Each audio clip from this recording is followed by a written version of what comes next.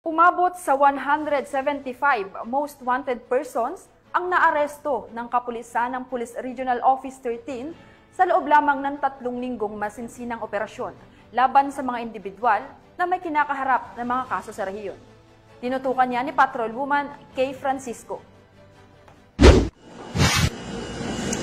Kabuuang 175 katao, kabilang ang 37 most wanted persons at 138 iba pang wanted individuals ang naaresto ng mga unit ng Police Regional Office 13 sa pinaigting na operasyon mula Hunyo 1 hanggang Hunyo 23, 2025 sa buong rehiyon ng Caraga. Ayon kay Police Brigadier General Christopher N. Abrahano, Regional Director ng Police Regional Office 13, sa nasabing bilang ng most wanted persons, 9 ang nasa regional level, 15 sa provincial level at 13 sa city at municipal levels. Patay sa datos ng Regional Investigations and Detection Management Division, 13 ay nanguna sa operasyon ng Agusan del Sur Police Provincial Office. May 66 na naaresto, sinundan ng Surigao del Sur PPO na may 33 at ang Butuan City Police Office na may 32 na naitalang arestado. Samantala, 29 ang naaresto ng Surigao del Norte Police Provincial Office, 10 mula sa Agusan del Norte PPO at 5 naman ang mula sa Dinagat Islands PPO.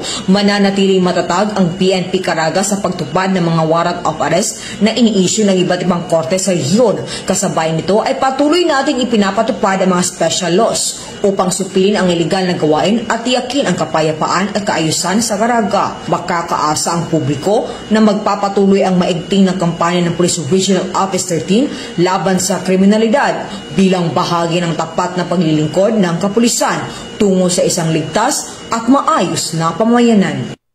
Mula rito sa rehiyon ng Caraga, ako ang Police News Network Correspondent, Patrolwoman Kay Francisco, alagad na batas, tagataguyod ng balitang pulis.